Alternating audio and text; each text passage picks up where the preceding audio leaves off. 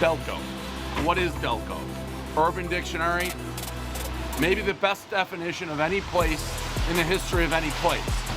Delco is the nickname for Delaware County. Not just a place to live, it's a way of life. Delco isn't something you obtain with a short visit while you're passing through. Never has been, or don't actually live here, you just won't understand. Delco is something you can spot across the bar while out of town. Speaking of bars, there's 42-to-1 ratio when it comes to bars to libraries. Delco people love being from Delco. I don't know if there's anything special from Delco, except being a Delco guy, I kind of like it. What is up, Delaware County, and welcome back for another high school baseball preview episode. We are continuing on in the PCL. We got John Thomson, Nick Gilroy, Gavin Moore, and Cole Tancredi. Cole did not get the red quarter zip this year, unfortunately, but we are happy to have you guys in. How you guys doing? Good. How are you? Good. Happy to continue things. I don't think we got you guys in a couple years ago, so this is the first time. But before we kind of get into the 2026 season, I kind of just wanted to hear your thoughts overall on the 2025 season, the good, the bad, and just overall what you thought about the whole season. I think, we just came together as a team. We had Coach Pat, right? First time being in as a head coach for us. And it was like a new life for the team. We started to come together. We actually had fun playing baseball. We enjoyed practicing together. We enjoyed every minute together. We really bonded as like a family. And we won some big games, right? We lost some tough ones, but, it's going to be some growing pains. When we broke 500 too, just steps in the right direction. I'd have to agree with that. I transferred in and just really felt the family feel like right away. Like everyone had everyone's back. No guy looked like they were slouching or didn't want to be there. Like everyone just wanted to show up, wanted to practice, give it their all. I just think it was a really good bounce back from the 24 season because that didn't really go our way. So to come back with a new coach and new everything, honestly, and none of us really know what we were like walking into. So to go into like that family feel, and shout out to Jay, he really brought it like all of us together. But I think that family feel and like that grit and that hard work that Coach Pat brings, I think that's what really pushed us over that 500 mark, and that's what's going to continue on for us throughout this season too. I'll have to agree with Cole there. I feel like Pat really brought us together as a team. Like the 24 season, the whole team was slacking. It wasn't always the great energy, but I feel like Pat really brought us together and showed us what the team we could be. He's always saying that because you're here. So one thing, it's funny, I actually asked this same exact question to Devon Prep, but you guys had the chance to play in just like a win and get in game. Obviously didn't go your way, but how valuable was it to have that, win and get in playoff game for this team that's pretty young and returning a lot of guys? I think it was a big opportunity for especially us, me, Max, Colin, and a few of the other juniors to get that high tension moment. Just know what it's like to play in this high standard league. It's a lot of pressure, and it's a lot of fun to compete. And I think all those guys, they like to compete and play hard baseball, and get gritty and have good at bats. So I think it was awesome to have that experience. You were hurt, so you can talk about it if you want. At least for me, being on the side, being hurt, those are the games that I look for. I want to play. I want our team to play. Because there's nothing better than actually a game that actually matters, not just a random season game. Everyone was in that game, even if it didn't go to our outcome. It was still great to watch, and everyone tried their hardest. I personally really enjoyed those games because those are the games where we really battled together. There's some other games where you're always battling, but those games was those were always the most fun.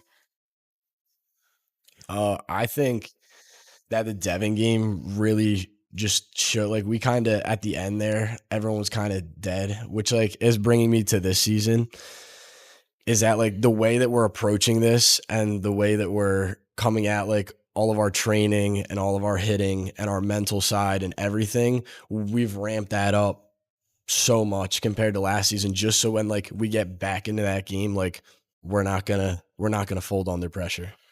How have the off-season workouts been going for you guys? You said, what did you say, Broomall at like the All-Star? Where's the other one? Uncommon.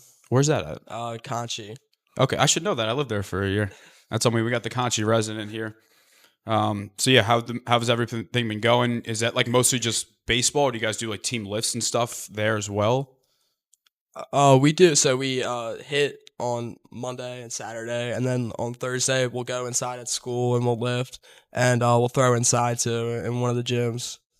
So, but they've also been going great. Like the lifting has been great because especially in November and December we were lifting 2 days a week on Tuesdays and Thursdays, and the energy was awesome. All the guys were bringing it. We were all lifting, having a great time together, team bonding. These two dudes were screaming their heads off the entire time. This dude deadlifting 6 plates on each side, like it's just nuts. It was awesome. I saw it at Superfit. Who's got the best squat on the team? Think so? Yeah, There we go. for There we sure. go. So shifting towards 2026, I know you guys have some new additions to the roster, both people that were here last year. I know Bennett Bishop was hurt last year, some transfers in. So why don't you tell the people a little bit about who we should expect to see out there that maybe wasn't a big impact last year? Bennett for sure. He's coming off of his Tommy John injury, and he's doing great right now. And we have a transfer, Jack. He's awesome. He's really like fit in well with our team and the work that we put in. He hopped right into it, no questions asked, and is just straight like pedal to the metal, and he's ready to go, and Bennett's right back in it. So those two are like the big pieces that I think we were missing from last year's pitching staff, that especially in that Devon game and a few other close games definitely could have needed. Yeah, I think these guys are going to help us get over the hump in those really close games that we had last year, like the Devon game, especially in a game. I think we played Bonner last year. If we had a little more help on the back end, we win that game. Maybe, hey, even with like the prep game, we're in that 1-0, a few things fall apart. I think, we have these guys like this, a few things string together, we find a way to win 1 or 2 of these. Where was Jack coming from? Jack's coming from a Haverford. Okay.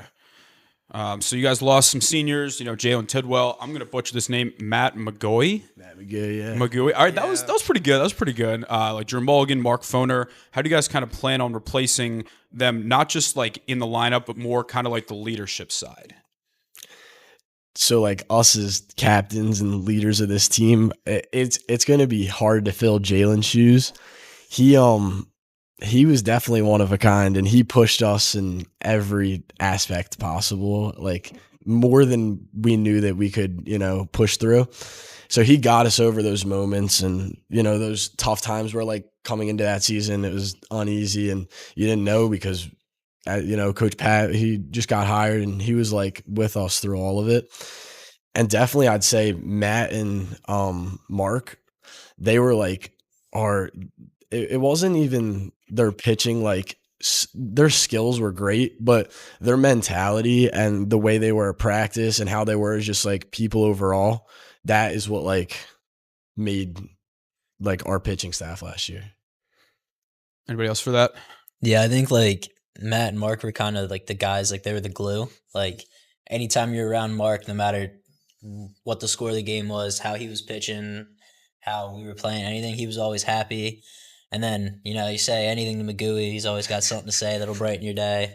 The guy's just a happy guy. Never complain. This guy's just brought us all closer. Awesome. All right, let's talk a little bit about college baseball here. Gavin, you'll be heading to Hartford JUCO. That's Maryland, right? Yeah. So what was your recruiting process like? Because I remember at one point it was Mount St. Mary's, right? Yeah, so actually, fall of freshman year, I committed to Longwood. Okay. And then their entire coaching staff was uprooted, and Oxendine went to Coastal Carolina. And I went to one of their showcases, like their pro days. Bunch of JUCO guys there. It was like the youngest age group there. It was like 4 kids who were my age. I knew kind of right there, like, yeah, they're not throwing me anything. Those guys are dogs. They're grown men. So I played travel ball, played through the circuit a little bit. I did the Crab Claw Classic, got onto Hartford's field actually. But when I did that, I kind of got connected to Mount St. Mary. So I went down to Mount St. Mary, committed there. All was good. All was fine. Got a couple calls, seemed a little iffy from them on their side. decided that, my size, a guy like me, my best opportunity, honestly, would be going JUCO. So then I was looking at some of the best JUCOs around here and landed at Hartford. Loved their field, loved the way they played, loved their process, loved their coach, and just fell right in. Awesome. So Nick, you are a senior, is playing baseball in college something that you're looking to do? Yeah, it's definitely something that me and Coach Pat are still looking out for. Over the summer, I partially tore my labrum, and some of the stuff that was there kind of, folded and fell through. But I'm back. I feel like I'm back and definitely better than ever. So me and Coach Pat are still searching. It's plenty of time. I mean, we had a couple kids last year that weren't even planning on playing, and they had a great senior year, and they're like, why not? Give it a go. Yeah, for sure. John, obviously with the quarterstep senior as well. Do you know what your college plans are? If I have the opportunity to play baseball in college, I will definitely take it because I love the game and will love to continue to play. But right now, I'm planning on going to Westchester. Try to play club there if you can. I played club for Penn State. I'm always trying to recruit. But I always just tell people, like, if you don't have the offers you want or, like, the level you want and you just want to go to a big school, like, they all have club teams. And it's all a good balance of 2 or 3 practices a week, really play, like, just on weekends. Good way to meet people if you're not, gonna like join a frat or anything. So I hate to recommend you to Westchester because they're in our conference, but if it's for the best, it's for the best. Cole, still just a junior. I know you play football too. Are you going to be on the gridiron in college or on the diamond? See, I'm still trying to figure that out. Me and my dad and some of my coaches are trying to figure out football, like what's going to be best option for college for me there. But I've also got my travel coach, Grasse, who was our coach 2 years ago. He's my summer coach too, so trying to help me out there too. So see what adds up, what I find out liking better, what I want to do in the future, what adds up money wise, and what school fits for me. Yeah, we had the same Cole Romano junior as well, and he was like, I love both. I don't know. So hopefully, like I said to him, it could be for good reasons or bad reasons, but how you play could honestly help that, help that decision out. All right, last thing I kind of wanted to ask you guys is just pretty much what drew you guys to Carroll. Are any of you guys from Delco? I know you said you would have went to PW, or you went to Plymouth White Marsh. Where would you guys have gone? I'm from Broomall. So you would have gone to Marple. Yeah, Marple. Where would you have gone if you went public? I would have went to Haverford. Okay, so Haverford, and were you? I was Haverford too. Were you too? I don't know why I had Ridley in my head for you.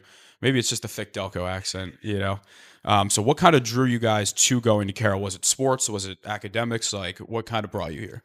Yeah, both of my brothers both went to Carroll, and they really wanted me for.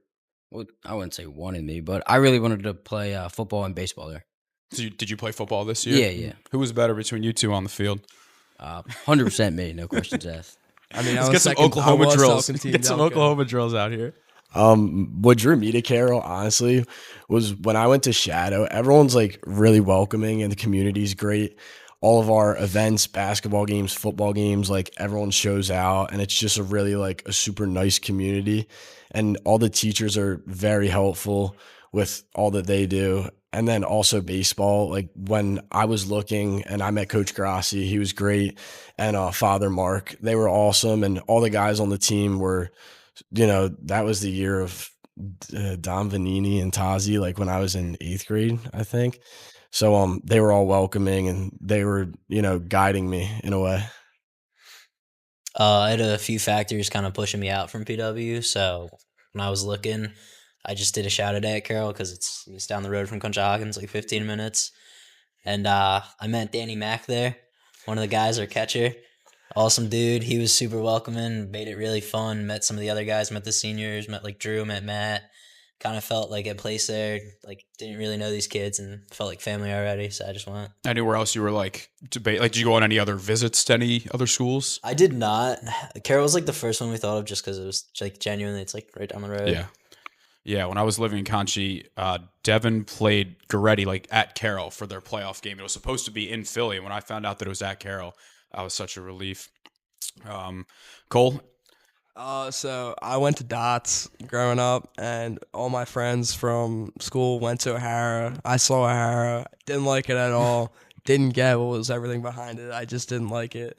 And I met Coach Grasse, and I met Coach Day at the time, who was the football coach. Really like both of them. Grasse invited me up for a baseball camp when I was in 7th grade, I think. And went up, really liked it. Loved the turf field, loved the school, loved the facilities. So I thought, hey, I like it a lot. Not really liking the other school in the area. So I'd give it a go. Cool. All right. Last question. Wanted to end the show on a little bit of a sadder note here. I have my T-shirt here. You guys lost teammate and classmate John McCullough back in the fall. I just kind of wanted to give you guys a second if you wanted to talk about him all, how the program's been dealing with this. I didn't get the chance to know him. I stopped by the viewing just to give my condolences to the family, but just kind of how has the program been dealing with this, because you're never really prepared for anything like that. Never, honestly. I mean, like, when we got the text, I think it was a Saturday night at 10:30. It was like we were just having like our normal Saturday night, and we got a text saying that John passed away, and I don't think it clicked with any of us at first. Like, you never think like your teammate's gonna pass away, especially a young, nice kid. Like he did nothing to anybody. He was the sweetest kid, and he loved baseball so much. And just being around him on the field, and like even because he was on JV, but like even just passing by him, and like he always said hi. He was always super nice. And then when you get that text that happens to someone like him, especially to anybody, it's awful. But like he was just the nicest person.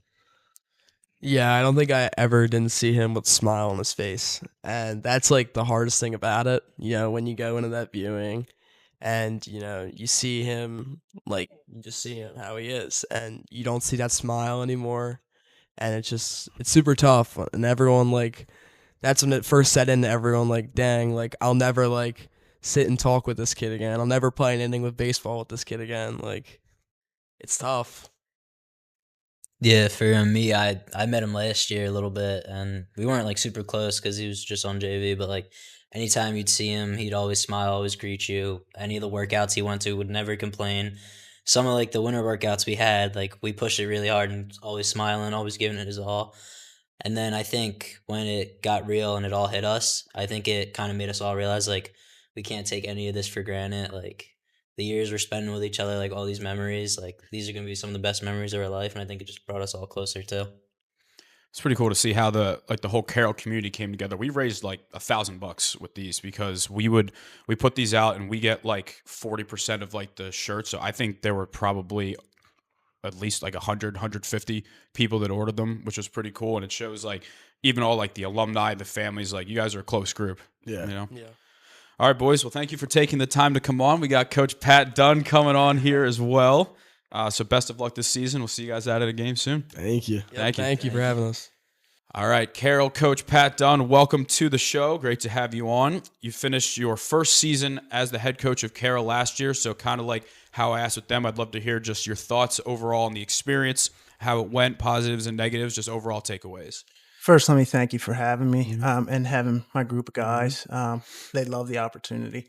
And also thank you for everything you did for John, the family, with the T-shirts and the support you guys offered during a difficult time. But overall, last year was great. There was adversity. The kids dealt with adversity. It was a resilient group. I got the job late October, so they didn't really have a full fall schedule. So anytime your coach leaves, that's difficult on them. Then there's a lot of uncertainty. So I get the job. There's Bennett has an MRI, reveals a tear in his UCL. So now your Duke commit that you think is going to push through for 7 innings every game is on the shelf. You're left with 2 inexperienced pitchers. And so that left a lot of uncertainty. And I will say the guys worked hard. Every day showed up. Jalen Tidwell was the absolute best leader. For a first-year coach in the league that I could ask for. He could have run the practice. He had them ready to go each and every day. And just as I mentioned, Matt and Mark Foner were the 2 inexperienced pitchers, and they threw strikes, they competed, and they were an absolute blessing to have. So you guys won some big games. You guys played Ryan, beat them, who was in the PCL title, Conwell Egan. I asked your guys the same question about that Devon Prep game. Obviously, you guys ended up winning, but how important was it to get your young guys this, like, you know, this win and get in game? You know, the heart rate goes up, you start feeling the butterflies. Like, give them that experience so that this year they're back in that spot. They're like, hey, been there, done that. We're good. That's very true. So early in the year, our starting catcher got suspended, and we called up a freshman, and those innings are going to play a big part towards this year. Our second baseman also was part of that suspension, and that's what brought Cole up, and Cole ended up having a fantastic year. Now he's a captain leading the team. Pitching-wise, our non-league games, as I mentioned, Bennett went down, so we were a little short on pitching. So sophomore pitchers really had the non-league games, and that was great experience for them. And towards the end of the year, we had a big win over Shipley, in which Max Barnes pitched great. Colin pitched great against Frankfurt in a non-league. And I just think those innings that they ate up there are really going to transfer into the early part of the season this year while Bennett is recovering, getting his pitch count up.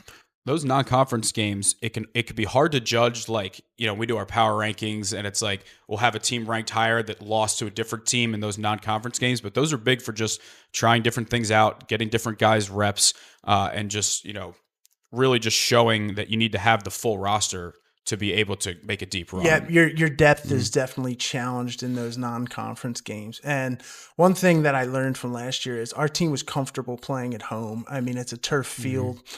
Bounces are true. So when we went on the road, we struggled. So this season, when I did the schedule, I tried to challenge us with some road games in an effort to, once we get to that playoff run, we're prepared. Make them a little uncomfortable playing on the road at Chestnut Hill or Haverford. Although Haverford is turf, it's still a very tough place to play. Of course, the baseball gods will make it rain, and then they're like, oh, we can play at your place, right? Yeah, go figure. So obviously, you just mentioned Bennett. You got Jack Stadnicki from Haverford. It seems like as a whole, the pitching staff, it might be like new to Carroll, but there's a lot of guys you feel comfortable with sending out there. Yes, our biggest thing is throw strikes. If you don't throw strikes, we can't put you out there. You have to compete. If you're not throwing strikes, your fielders aren't engaged, which then goes right to errors. And once you walk guys and error, things get out of hand. We had that a little bit last year. For the most part, though, we did play clean baseball, and that led to a win against Conwell Egan and a win against Ryan. Just kind of if you don't have the talent advantage, you can't lose the, you know, the mental and then the errors that's and huge. everything. We have to grit and grind for everything. And this year, I think some of those younger guys are coming up knowing their abilities, knowing, hey, I'm not hitting the ball over anyone's head. I have to fight every at bat. I got to grind it out. I got to foul off pitches. And I do think we're going to have 1 through 9 that's going to put the ball in play. All right, talk to me a little bit about that lineup. We didn't talk too much with these guys, like specifics about some of the key offensive presences. Are any new, maybe guys from JV? Or were those? Was that the only transfer, Jack, this year? So Jack was the only transfer at this point. There was another transfer, Martin Long. He's going to fight for some time. But JV, we had some guys down there last year get good reps. We have a Ryan Heffernan. He's a center fielder, very good defensive player, very smart, high baseball IQ. The varsity pitching is a huge jump, so that's going to be an adjustment for him. But ultimately, he'll battle for some time out in the outfield. John Thomson will battle for time out in the outfield. James Davin, Dalton Haley. Dalton's a very good hitter. Him and I talk. Ultimately, we're not going to score 7-8 runs. We're a team that's going to have to win the 2-1 games. So in that aspect, he's going to have to improve defensively. But ultimately, if you're hitting, someone's going to find a spot for you. Yeah, absolutely. Absolutely. So I asked them a little bit about kind of the leadership of this group. It seems like last year, you know, they and yourself talked about Jalen. Do you feel like it's going to be a little bit more spread out between the leadership and a little less like one guy's like we all are looking up to one specific person? Yeah, for sure. I think Gavin is much more comfortable this year. It's hard coming into a new team, you know. It definitely is. And Bennett is a leader in his own right. Last year it was tough. He was doing a lot of treatment and whatnot. I think having him there.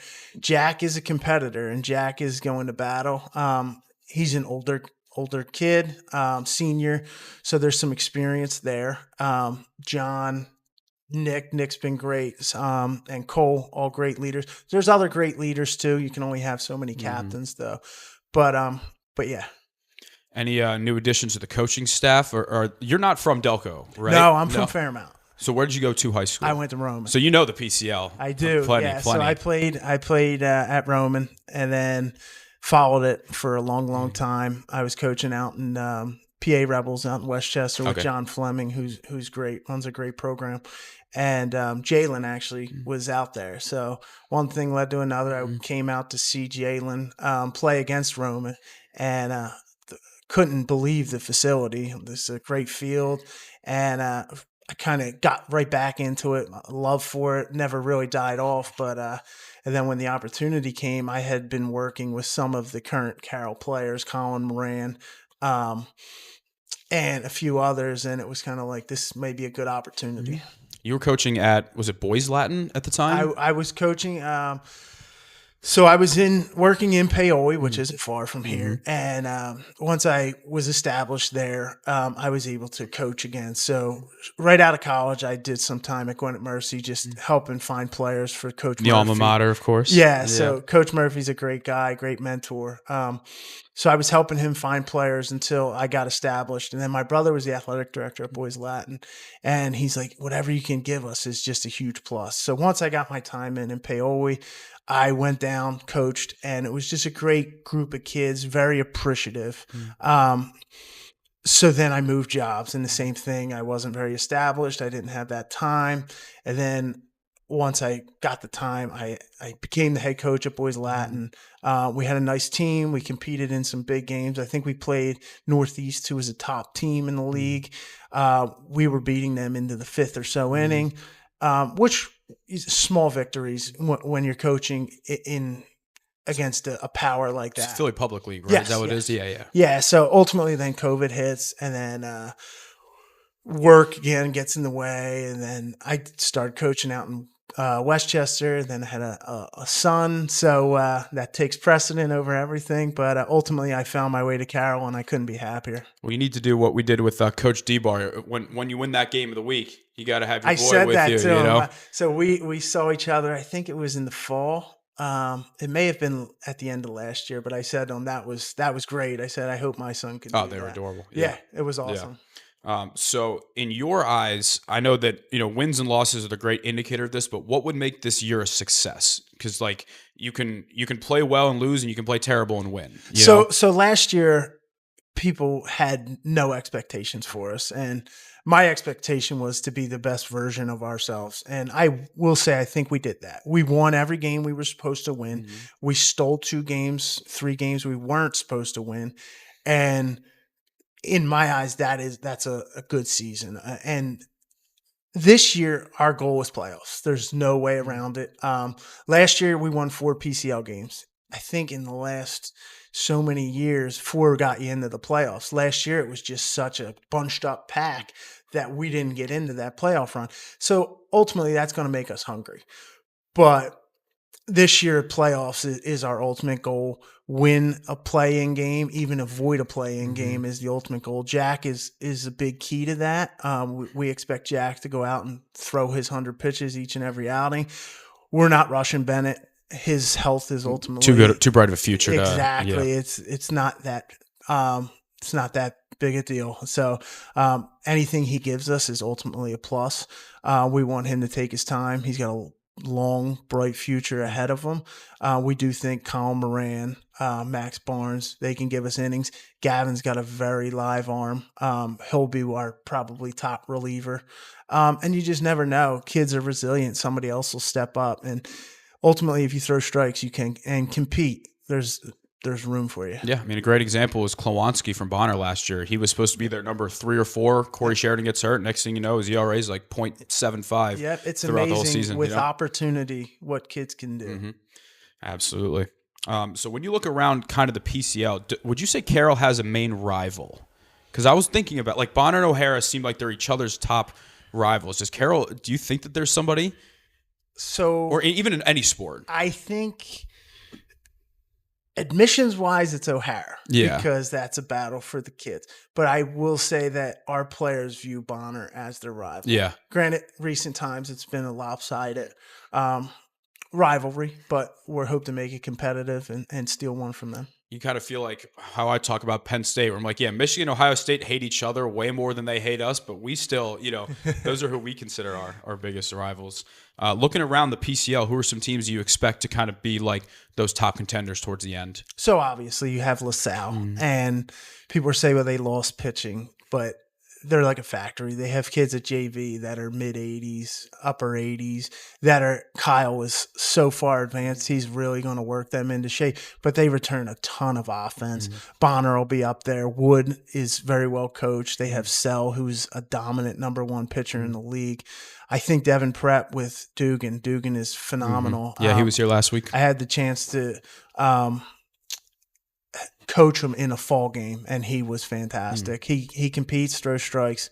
So I do think they're going to be very good as well. And then you have Egan with Brady Guzzi, who anytime he toes the mound, that's a challenge. Yeah. Seems like St. Joe's Prep's got some flamethrowers They this do, year. they that do. I've been And seeing. Bobby's great. Bobby gets them. He'll get them ready, and they'll be very tough to beat. They have 3 legitimate pitchers that would be number ones on any team in the league. Yeah, I was at the Ascent does this like MLB draft showcase before the year. We had like kid from Pencrest, we had a pitcher from Radnor, and then I see this like 6'8" kid walking up, first pitch 98. I'm like, geez. It's amazing the arms in this area. Yeah. In PA alone, it's just they're so far advanced. Yeah, and I credit all these, Ascent, All-Star, PA Rebels, all these training facilities that, when we were growing up, you didn't really have the places to go and throw these weighted balls and have all these mechanical breakdowns. Like, they do such a good job that, like, the amount of players that are playing in college around here is just growing every year, regardless of the level. Yep. And especially at the pitcher. The pitcher position is very dominant in this area. Mm-hmm. All right. Like I ended the first part of the interview with your boys. I wanted to kind of hear your thoughts about, how your program has kind of dealt with the loss of John. I know that there's nothing that really prepares you as a coach for one of your players. How's the community been handling it, the family? Like, it's such a hard thing to navigate. Yeah, it's very, very difficult. And when you have your own emotions, you got to kind of put them on the back burner because you're dealing with 40, 50 kids that have never experienced this, and you hope they never experience it again. The kid was a great kid. As those guys said, that doesn't even do him justice. He showed up in his Phillies gear each and every practice, put his head down, and just worked and loved baseball. And that's the best part, is that he just loved Carroll baseball. We didn't get a chance to have him in the fall. He was playing soccer, but even anytime you saw him, it was just a big smile. How are you? And I had my stepson played soccer with him, so there was a couple instances when I got to drive him back and forth because we live close. But total tragedy. My heart breaks for the family, but ultimately the Carroll family just kind of came together. The boys were super tight and very respectful, and we had a holiday party at which the McCulloughs attended, which was great to see. But no one should have to go through that at 17 years old. Yeah, I've been talking a bit with his dad just about different ways that we can kind of help support. Kind of had the idea for like a wiffle ball tournament someday, because I heard he was big into the wiffle ball. Yeah, he loved wiffle ball, and I think Carroll Alumni Association is actually setting up. I want to say May 17th, but I'll keep you guys included in that. A huge wiffle ball tournament at the school. Yeah, and, definitely. Yeah, so that'll be a big thing. Also, Mike Palumbo helped out. We John's favorite player, one of his favorite players was Brandon Marsh, and his mom sent me a picture of him and Brandon Marsh. So right now we're in the process of trying to get Brandon Marsh to sign that picture and get it back. That's awesome. Yeah.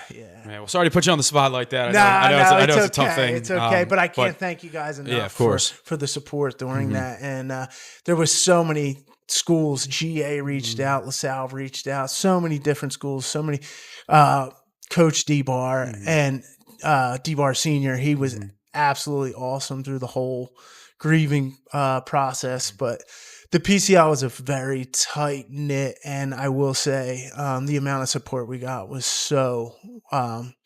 we're so thankful for it. Yeah. Awesome. Well, I appreciate you taking the time to come in. I'm looking forward to getting to see the guys. Hope we can get a nice game of the week from that press box. Yeah, I would love over to at have you Carroll. guys We up don't, not there. enough press boxes out there in the high school Yeah, it baseball causes world. a big glare for the right fielder Yeah. and first baseman. But Yeah. no, we would love to have you up there, and you guys do great work. And Thank I you. can't thank you enough. Thank you. Appreciate it.